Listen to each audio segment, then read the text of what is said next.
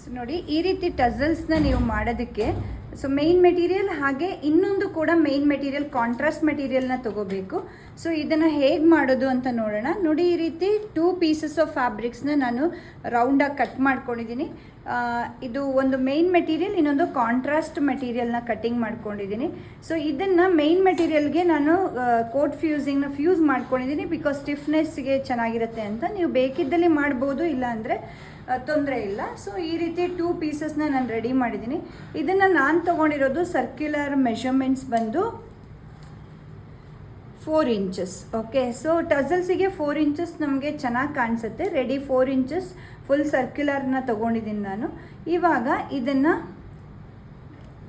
Stitching ಮಾಡ್ಕೋಬೇಕು. Full ಕರ್ವ್ಸ್ನ ನಾನು ಈ ರೀತಿ on top of right to right ಇಟ್ಬಿಟ್ಟು ನಾನು ಎಡ್ಜಿಗೆ ಸ್ಟಿಚ್ಚನ್ನ ಹಾಕೋತಾ ಇದ್ದೀನಿ.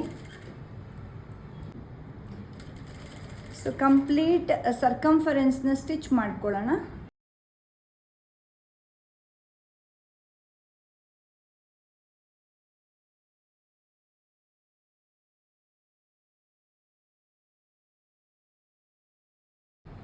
ಈ ರೀತಿ ಔಟರ್ ಲೈನ್ಸ್ನ ನಾವು ಸ್ಟಿಚ್ ಮಾಡಿಕೊಂಡು ನಾಚಸ್ ಹಾಕೋಬೇಕು.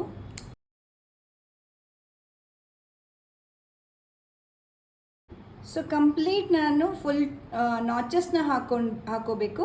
ಅದಾದಮೇಲೆ ಸೆಂಟರಲ್ಲಿ ಓಪನ್ ಮಾಡ್ಕೊಳ್ಳಿ ಈ ರೀತಿ. ಸೊ ಸೆಂಟರ್ ನಾನು ಕಾಂಟ್ರಾಸ್ಟ್ ಫ್ಯಾಬ್ರಿಕ್ಸ್ನ ಈ ರೀತಿ ಕಟ್ ಮಾಡಿದ್ದೀನಿ. ಸೊ ಅದಾದಮೇಲೆ ಮೇನ್ ಫ್ಯಾಬ್ರಿಕ್ಸ್ನ ಕಾಂಟ್ರಾಸ್ಟ್ ಫ್ಯಾಬ್ರಿಕ್ಸ್ ಒಳಗಿಂದ ಈ ರೀತಿ ಟರ್ನ್ ಮಾಡ್ಕೋಬೇಕು.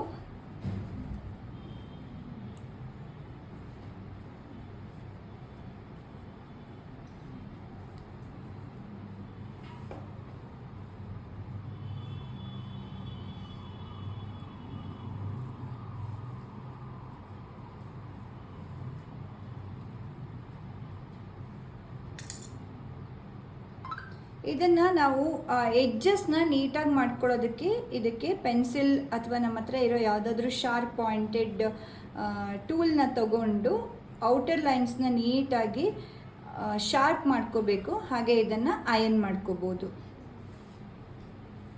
ನೆಕ್ಸ್ಟ್ ಇದನ್ನು ನೋಡಿ, ಈ ರೀತಿ ಫೋಲ್ಡ್ ಮಾಡಬೇಕಾದ್ರೆ ಸೆಂಟರ್ಲಿ ಇಟ್ಟಿರ್ತೀವಿ.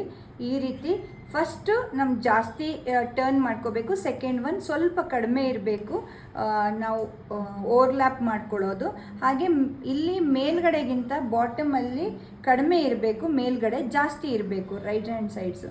ಸೊ ಹಾಗೆ ನೋಡಿಕೊಂಡು, ಅಂದರೆ 3/4 ನೋಡಿಕೊಂಡು ನಾವು ಈ ರೀತಿ ಸ್ಟಿಚ್ ಮಾಡ್ಕೋಬೇಕು. ಇಲ್ಲಿ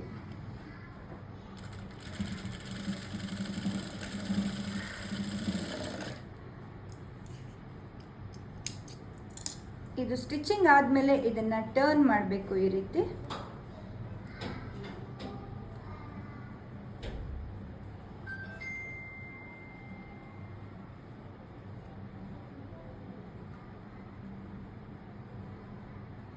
so now your tussle is ready. So ನೋಡಿ, ಈ ರೀತಿ ನಾವು ಟಸಲ್ಸ್ನ ರೆಡಿ ಮಾಡಿದ್ದೀವಿ. ನಾವು ಕಾಂಟ್ರಾಸ್ಟ್ ಆಗಿ ಎರಡನ್ನು ನಾವು ಈ ರೀತಿ ಆಪೋಸಿಟ್ಸಲ್ಲಿ ರೆಡಿ ಮಾಡಿದ್ದೀವಿ. So this is something like different ಆಗಿ ರೆಡಿ ಮಾಡಿದ್ದೀವಿ. ನೀವು ಬೇಕಿದ್ರೆ ಈಕ್ವಲ್ ಆಗಿ ಸೇಮ್ ಕಲರ್ಸಲ್ಲಿ ಕೂಡ ರೆಡಿ ಮಾಡ್ಕೋಬೋದು.